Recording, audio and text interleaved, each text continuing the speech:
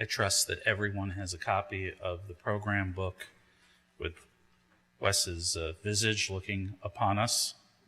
And I'll also trust that if you have a device that keeps you connected to the outside world, this would be an appropriate moment to double check if you brought it.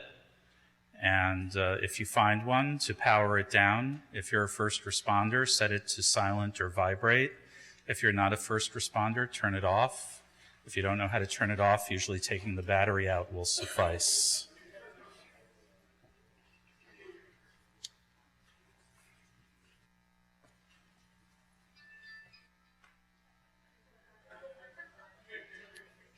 And if not for Wes, none of that would have been possible. So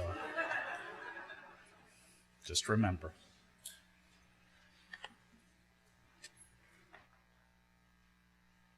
These things I know, how the living go on living, and how the dead go on living with them.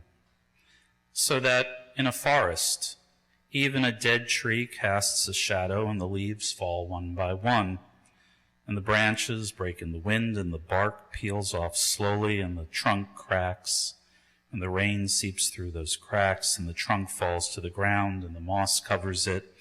And in the spring, the rabbits find it, and they build their nest inside that dead tree so that nothing is wasted in nature or in love.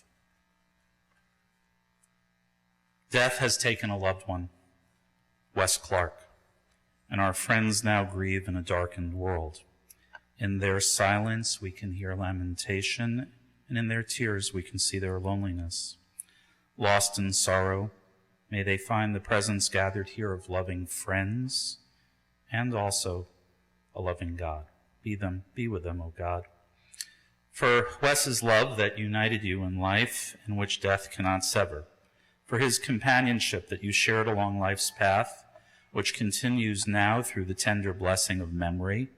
For the many, many gifts of his heart and mind and hands that brought joy and happiness and is now a precious remembrance.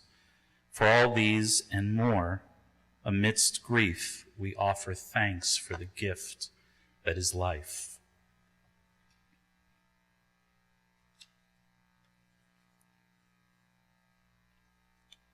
Wes's visage and his wry humor was a regular part of my experience here at Brooklyn Heights Synagogue over these past 19 years. And I am privileged to help guide us through this opportunity to remember and memorialize him. I'd like to call on Ivan Sutherland to share reminiscence at this time.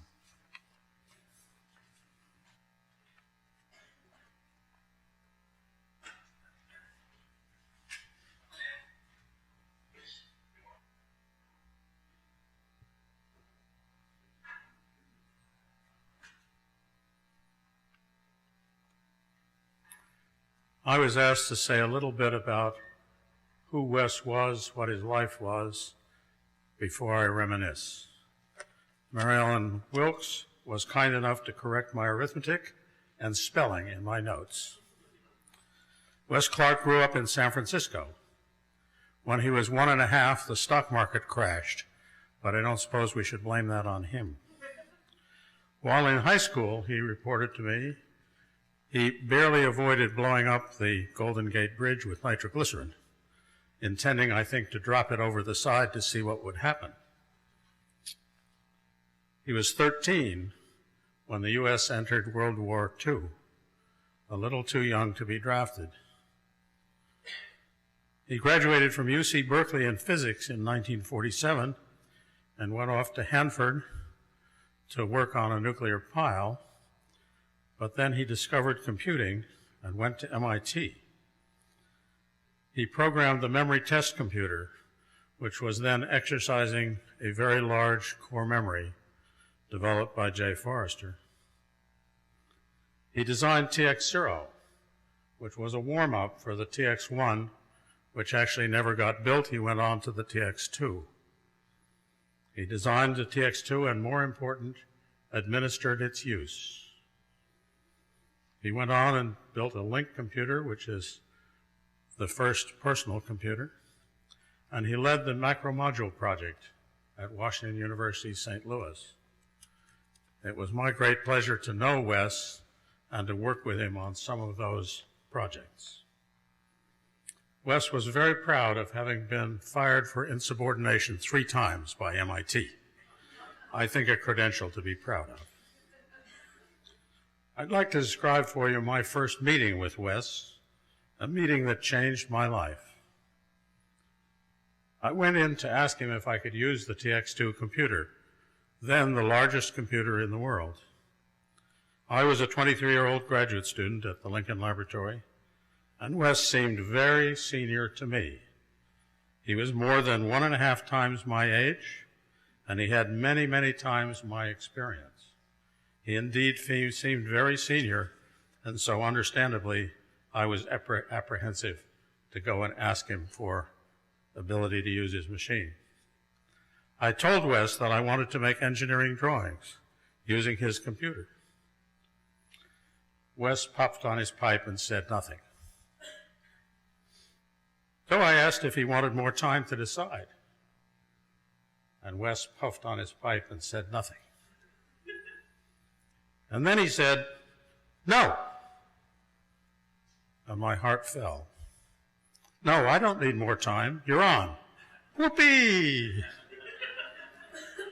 At a time when computers were considered far too valuable to waste on interaction at the slow pace of human users, Wes saw the value of having a computer at a person's beck and call. He kept the TX2 club small, precisely so that people like me could treat his computer as a personal tool. It was my pleasure later to become Wes's friend and to know him reasonably well. A creative, wonderful man and a great friend.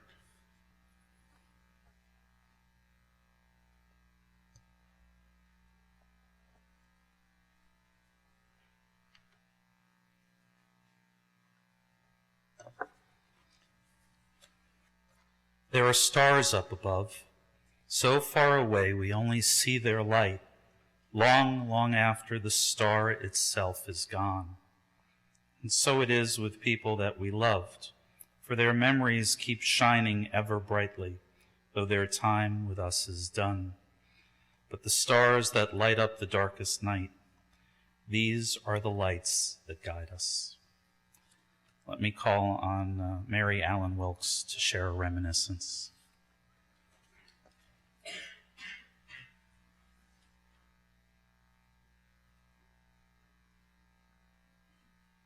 All right. Okay.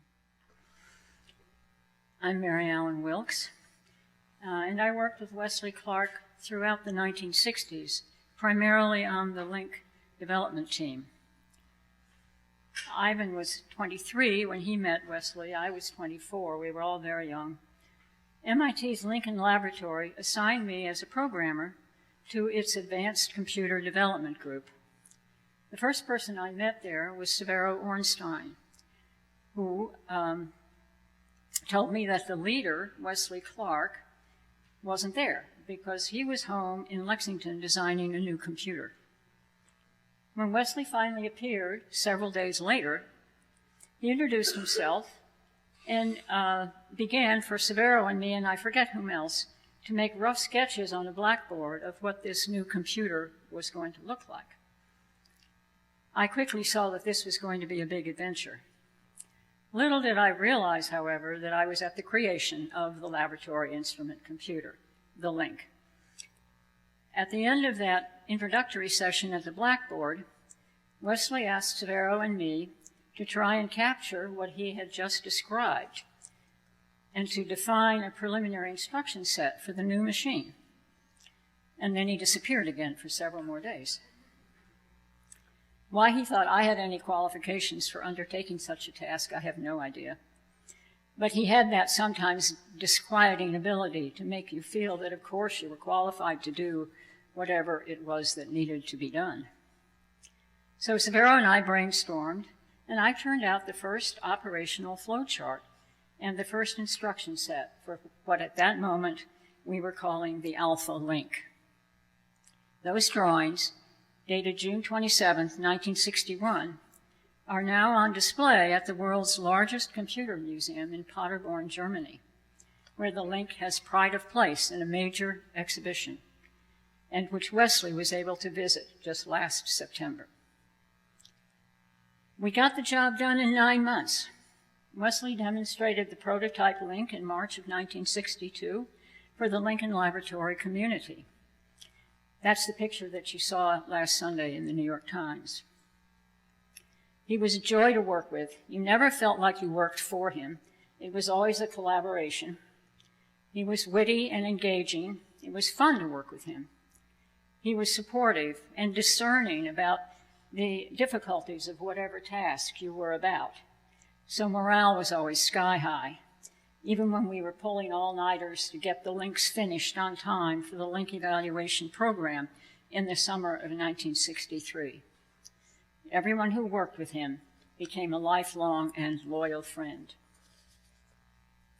We were joined early on by Charlie Molnar, an engineering graduate student of remarkable intellect and a mischievous and very suspicious view of all things electronic. He and Wesley became the team that couldn't be beat. Wesley with the vision and the operational clarity, Charlie overcoming the seemingly endless technical obstacles. They shared a devastating sense of humor, and all of us who worked with them spent a good part of every day in stitches. Wesley had big ideas and always exuded confidence that he knew where he was headed. One night, however, Severo came upon him, alone in his office at our lab at MIT, looking very down. Severo asked him what was wrong. Wesley replied with some despair in his voice, "Charlie thinks I know what I'm doing." Wesley and Charlie were true soulmates. Charlie's early death in 1986 was a blow from which Wesley really never recovered. He told me just a few months ago, "You know, I still talk to Charlie every day." Wesley mentored all of us. You were barely conscious of it. It was just a part of who he was. And he was always in character. The funny, humble, charismatic, compassionate guy you saw every day was always exactly the man he was. Mackie Littlefield, a young engineer who joined us in St. Louis, wrote this: "Wes and Charlie were two giants in my life. Wesley opened a door for me to adventure and discovery. By inviting me into his magical kingdom, I enjoyed the great good fortune of playing a small but exhilarating part in the evolution of computing. Every day in the computer systems lab was an exciting day. You quickly became convinced that the center of the computing universe lay, at least while Wesley was there, in St. Louis, Missouri." Severo Ornstein, who could not be with us today, unfortunately, has sent this, which he calls Message to Wes. Spoiler alert, this is a little hard to get through. "Dear Wes, I know you'll forgive me for speaking in ordinary English today, rather than in our usual metaphorical patois. Not everyone understands Wesley speak, you know. So what's up over there? I guess I'll be finding out for myself soon enough. I wish you hadn't gone off quite so suddenly, although I actually wasn't too surprised when Mary Ellen told me you had left. You've been disappearing around corners as long as I've known you, but somehow from around those corners, you've managed to teach me not only how computers work, but how to live. I know I've been a tough student at times, but I think I've got it now. It often feels as though you taught me almost every important thing I know. Mostly you taught by example. I remember watching you on a rock climb I took you up many years ago. I could see that you were scared of the height, but you weren't going to let it slow you down. I do remember one time when you gave me explicit direction. I was about to give a talk about macromodules, and you saw that I was a little nervous. So you said, just figure out the first thing that you were going to say, and the rest of it will go fine. And by golly, it did. There are so many things I can't believe. This is still Severo writing. There are so many things I can't believe. I can't believe it's been more than half a century since I first heard you and Belmont give a talk about the brain. I decided right then and there that someday I wanted to work with you. I can't believe that I managed it just a few years later, or that we would become lifelong friends. Even more than lifelong, because your imprint will be with me until I join you over there. So say hello to Charlie from me and tell him I'll be along sometime soon. It'll be good to be together again. From your sidekick, Severo. I will close with these simple words from Bruce Damer, the founder and head of the Digibarn Computer Museum in California. Wes was a truly great man who humbly, with humor, wit, and genius, changed our world, and who would rap your knuckles for saying so.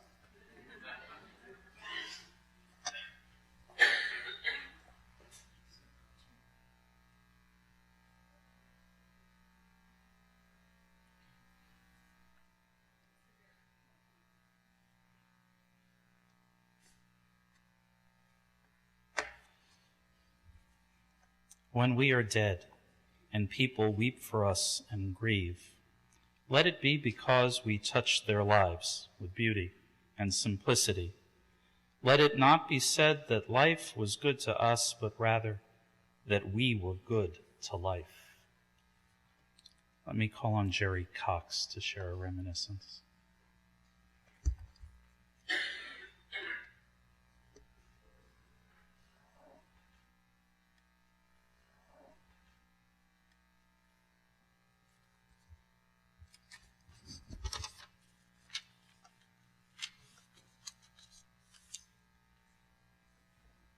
Wes and I first met in 1962.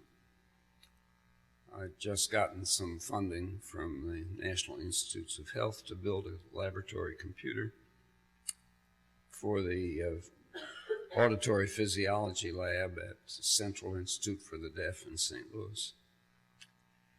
My plans for that computer were vague and shabby at best. So I went off to Digital Computer Corporation in Maynard, Massachusetts, to try to get educated. By good fortune, Ken Olson had some time free and spent a couple hours with me talking about those plans. And his final words were, you ought to visit Wes Clark at Lincoln Lab. So that afternoon, I went over to Lincoln Lab and saw the Link and Wes. And it was all I imagined a laboratory computer could be, and much, much more. It was also clear that my best course of action was to join forces with Wes and the Link team. It was a life-altering blessing that Wes and the team allowed me to do that. Following the debut of the Link at the National Institutes of Health, the Link Evaluation Program was established to distribute a dozen links to interested teams throughout the U.S. I was privileged to be on the board of that program and subsequently spent a big part of the summer of 1963 at the Center Development Office in Kendall Square near MIT with Wes and Charlie. Wes had the extraordinary ability to couple great attention to detail with a clear vision that soared well above the detail and traveled far into the future. In my experience, this combination was unique. We all respected him for that quality and even allowed him to lead us in surprising and productive new directions. His confidence was unwavering that a small computer could exist with sufficient harmony and integrity to be a productive tool in the hands of a single person. It made possible the introduction of computers to so many areas of biomedicine and commerce. It was my great good fortune that Wes and much of the Link team migrated to St. Louis and Washington University in 1964. As I look back on those years, most of the areas I have explored in my technical life were ideas that had their roots in conversations with Wes and Charlie. I'm grateful to Wes for all of that, as well as his wonderful friendship and warmth, especially the warmth in a spontaneous coat switch. Wes once presented me with his overcoat. It was warm and elegant, and one that I continue and am wearing today.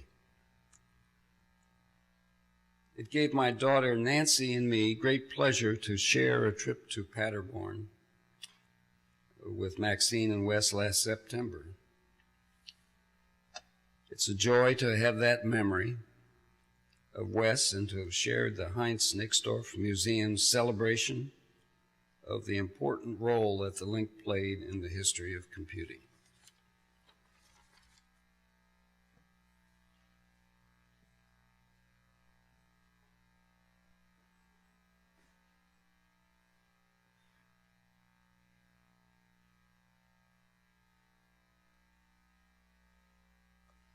We're going to call upon Emily now to share the Bach Cello Suite number 6.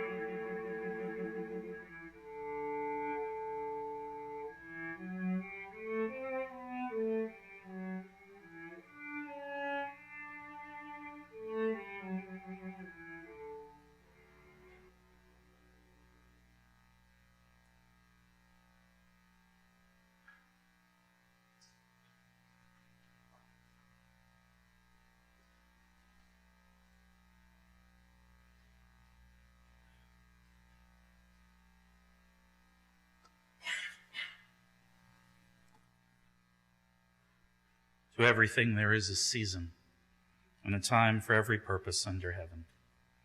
A time to be born, and a time to die. A time to plant, and a time to uproot what is planted. A time to tear down, and a time to build up.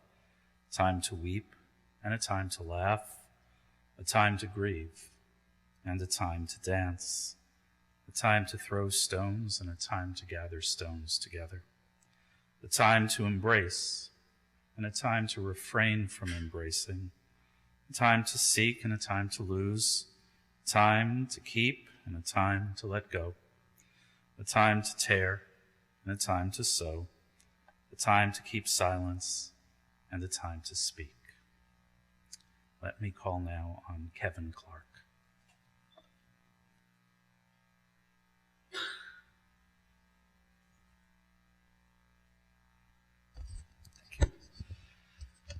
I have to read off one of these silly things because I didn't have a hard copy, but I think true to what Gramps would have wanted, I am reading off a locally stored copy.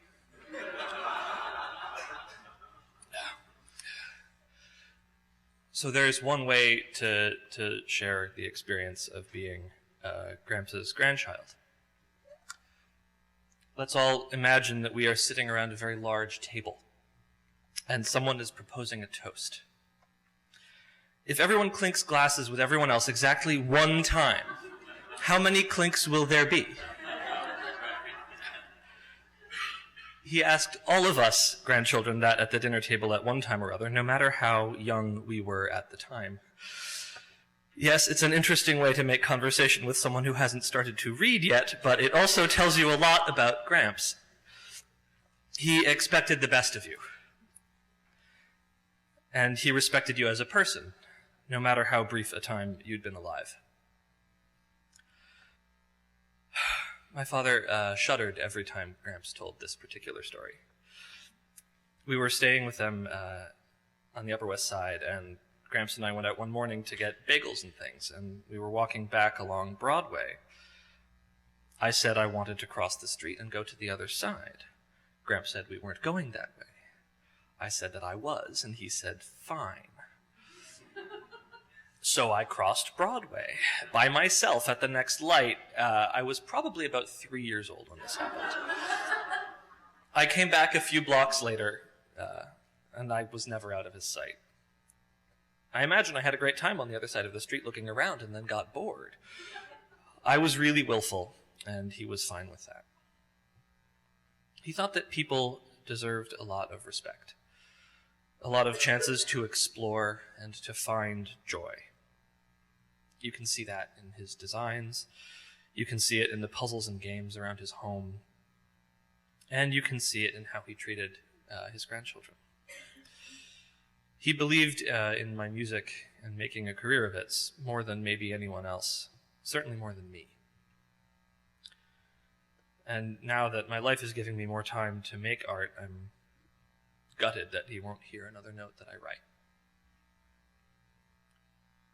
In February or so of 1993, my parents and brother left me at that same Upper West Side apartment with Gramps, while the three of them went to tour houses in Princeton, where we were soon to move. So how does Gramps keep an 8-year-old entertained all afternoon? He gets out the voltmeter. And we pass the fairly rainy day by sticking it into things. A potato, butter, water, salt water.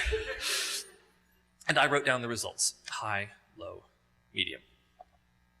It was an analog voltmeter with a needle that swung back and forth to give you the reading. And after a few samples, I looked back at my notes, and I thought maybe they weren't specific enough. Especially since there were numbers on the dial that I could have been reading and writing those down instead. So I decided we should probably go back again with a better system figured out for taking notes on what we were finding. I picked how many significant digits to use in my notations, not that I knew what that meant or that Gramps told me. But I learned about trying something a few times to work out the kinks and then going back and doing the whole job right. I learned about measurements and accuracy. I learned a very small amount about volts. And about the things in that kitchen, many of which had holes in them by the end of the afternoon. Now, this is a story about a very elegant act of babysitting. But it's also a story about design. It's a story about creating an interactive system and trusting the person, not the user, the person, to figure out what they want to do, to learn, or to feel. I sometimes feel like he made the world into one big interactive system capable of producing joy. And it's our job to live up to his expectation that joy is something that we can make. At least to me, he was the only Wesley in the world, and not a mere device.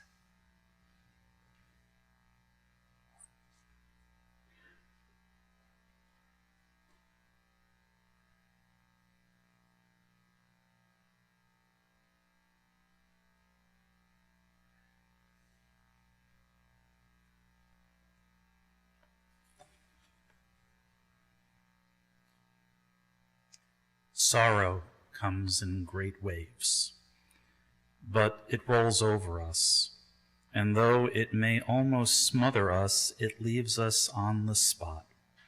And we know that if it is strong, well, we are stronger, inasmuch as it passes and we remain.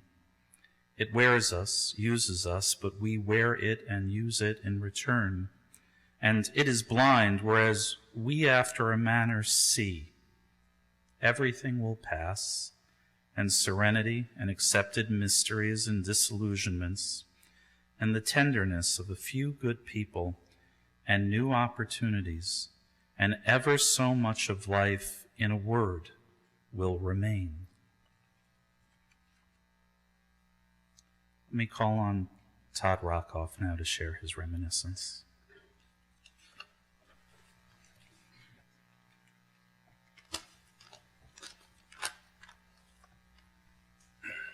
Wes was more than a mentor to me. He was my champion. Wes carried an unshakable conviction in reason and logic. And when I was beset by a tempest of ideas, Wes would say, "Don't let the bastards get you down." And then he'd proceed patiently to ask me questions. Wes's Socratic dialogue helped me separate fact from fantasy and led me to my own sound convictions. Wes, as you guys have said already, Wes was an extraordinary designer. Beyond his famous work, Wes designed and constructed a breathtaking diversity of objects, from a one-handed Chinese graphics keyboard into which the typist inserted his fingers, instruments for measuring a nuclear reactor pile's activity, and cabinets. And boy, did Wes like a properly considered cabinet. I wish I could have seen the aviary that Wes made in St. Louis.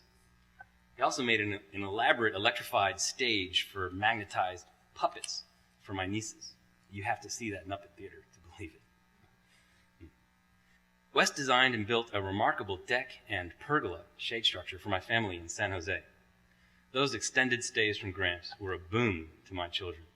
He spent 2 years on that project, just as one piece of it. To optimize the shade structure, Wes programmed an ephemeris. That's this detailed geometric model of the sun and the earth in PostScript, with VI, right? No kidding.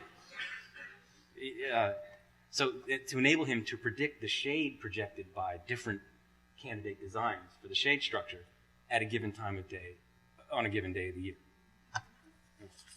So when he built the thing, but over the years, and when we checked the actual shade patterns against the PostScript printouts, they matched perfectly, of course. But Wes was about so much more than intellect. He said more than once to me that love is the most important thing in the universe. He channeled so much consideration and support to my wife, to my children, to other people's children. No matter how busy Wes might have been, he always seemed to be able to focus his energies on others, especially the young ones. Just one more remembrance before I go. I think Jerry touched on it earlier. If somebody ever complimented Wes on something he was wearing, he was likely just to take it off and give it to him, even a complete stranger. I think that came from this really nice jean jacket that Whitfield Diffie, a cryptographer, gave to Wes once, and he may have just been passing that forward. But he was committed to that, and I'm just glad that no one ever complimented him on his pants when I was there.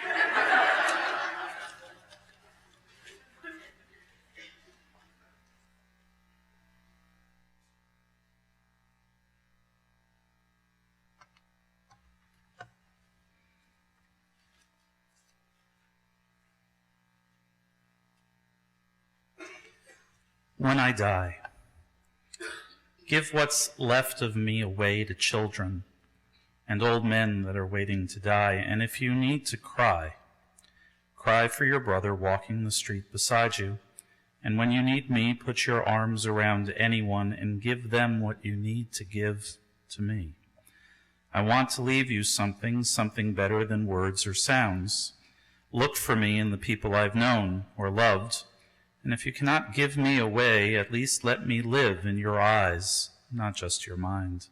You can love me most by letting hands touch hands, by letting bodies touch bodies, and by letting go of children that need to be free. Love doesn't die. People do. So when all that's left of me is love, give me away.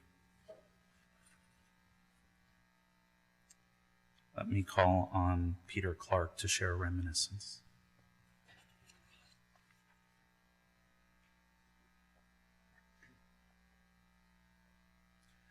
There's a story that my father liked to tell about the mathematician Ramanujan.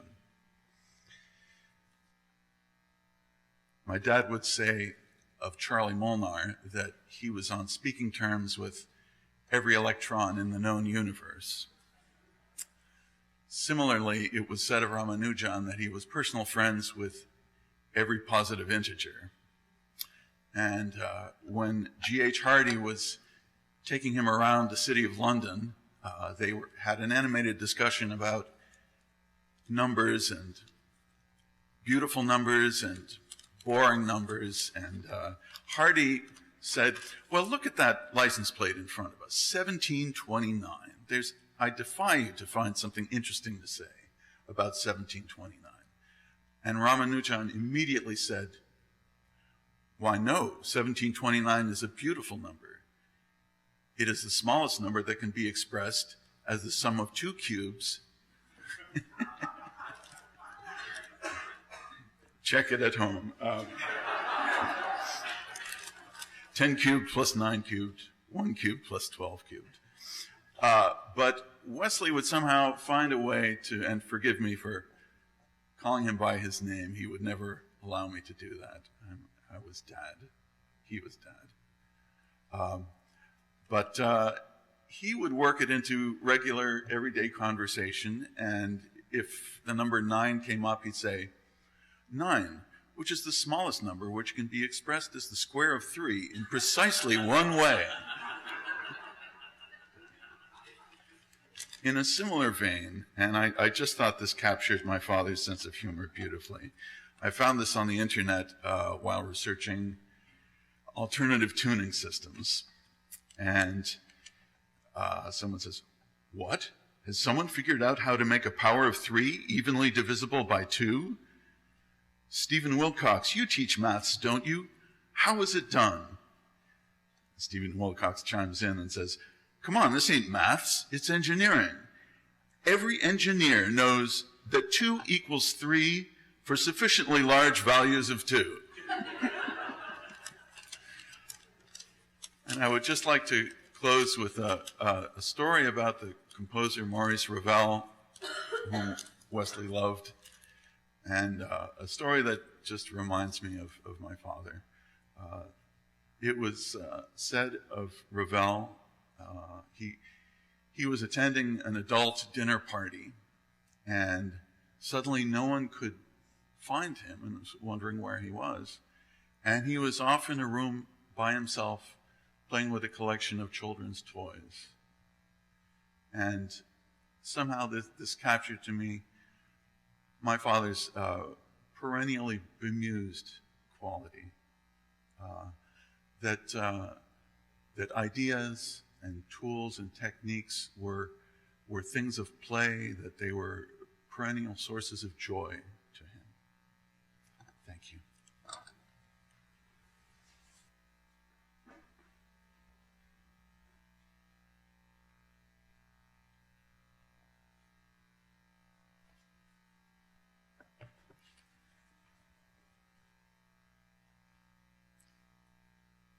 It is a fearful thing to love what death can touch. A fearful thing to love, hope, dream, to be. To be and oh to lose. A thing for fools this, and a holy thing to love. For your life has lived in me, your laugh once lifted me, your word was gift to me. To remember this brings a painful joy. 'Tis a human thing, love, a holy thing to love what death has touched. Maxine.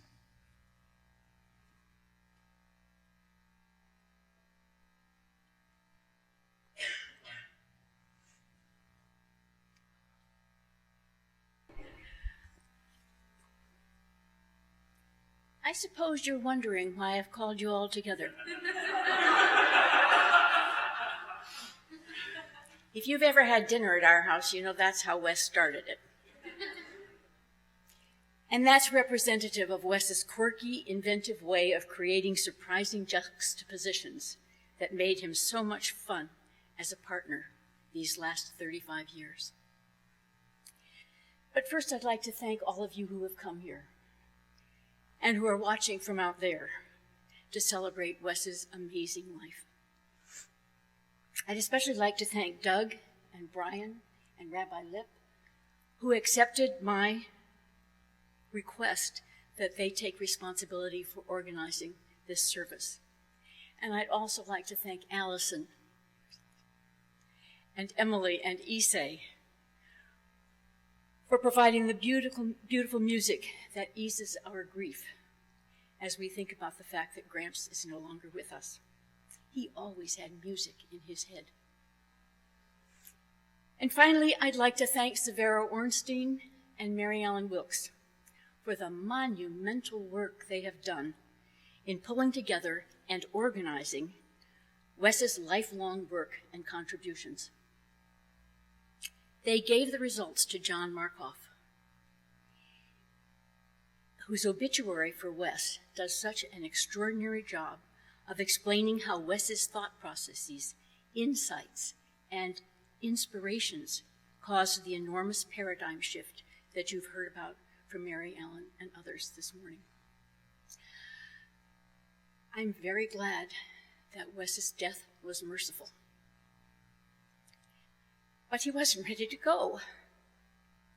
He was determined to build an unhackable computer because he thought that the internet was hackable, and he worried about what that would mean for our nation's security. He often said that the internet is hackable because they didn't build it the way I told them to. Finally, I'd like to say a few words about the synagogue to which we have belonged, this synagogue to which we have belonged since we moved to Brooklyn from Manhattan 20 years ago. Wes called himself a polyatheist.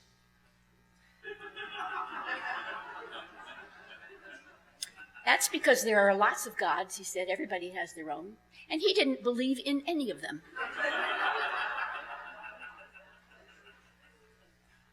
Yet he has spent many, many hours in here, not in the sanctuary, but downstairs where the synagogue runs a homeless shelter, in the room that in the afternoon has children playing after school, and in the evening is turned into a homeless shelter for 10 men, now it used to be women, every night during the winter.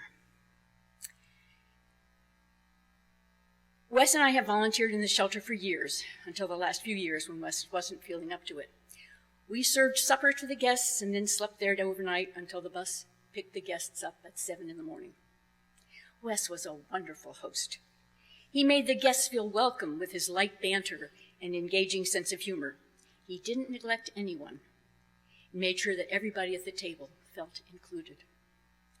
Guests who had seen him before smiled broadly when they saw him, when they came in again, having seen him before.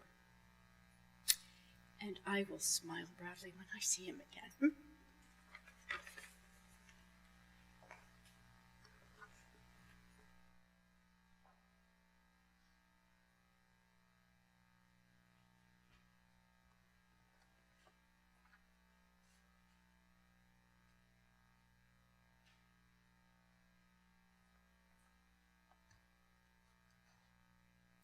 I'm going to invite you to join in response to the lines of this prayer, the words, "We shall remember him." In the rising of the sun and in its going down, we shall remember him. In the blowing of the wind and in the chill of winter, we shall remember him. In the opening of buds and the rebirth of spring, we shall remember him. In the blueness of the sky and the warmth of summer, we shall remember him. In the rustling of the leaves and the beauty of autumn, we shall remember him. In the beginning of the year and when it ends, we shall remember him. When we are weary and in need of strength, we shall remember him. When we are lost and sick at heart, we shall remember him. And when we have joys we yearn to share, we shall remember him. So long as we live, he too shall live, for he is now a part of us as we remember him. I'm going to invite, if you would, please rise for those who wish to join in the memorial prayer of Kaddish. I believe we have a number of sheets. It is customary in the three great Abrahamic religions. You can just say Amen and you get credit. It means ditto, I concur. Or if you're poly anything, you can use any word you want. The Kaddish doesn't mention death. It is, although it is couched in the language of affirmation of the divine and theism, nevertheless, it is an affirmation that life is a gift given by its source, and le'ela min kol birchata v'shirata, beyond all words, all praises that we can utter. We attempt, but life has to be lived and experienced and shared. If you wish to join. Yit gadal v'yit kadash shemei Rabbi, Allemmande divra chirutei v'yamlich malchutei.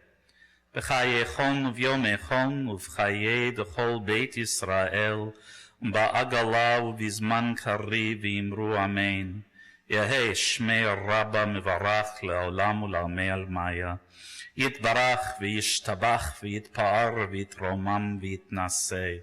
V'yithadar v'yitale v'yithalal shmei d'kudsha berichu. Le'ela min kol birchata v'shirata, tush bechata v'nechemata, דאמירן בעלמא ואמרו אמן. יהא שלום רבה מן שמיה וחיים עלינו ועל כל ישראל ואמרו אמן.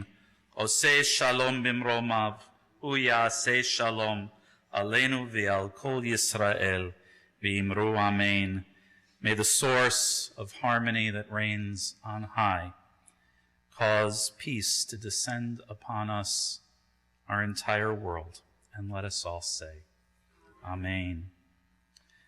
That concludes the words of our memorial. We will have an opportunity as we prepare to depart for upstairs, a last musical composition. Issei will be sharing with us when you feel you're ready. You're invited to join us upstairs. I'll invite you to have a seat and to have a moment of contemplation and reflection.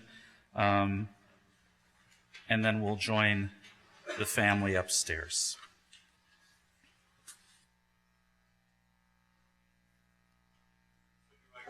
Yes, please. You're on.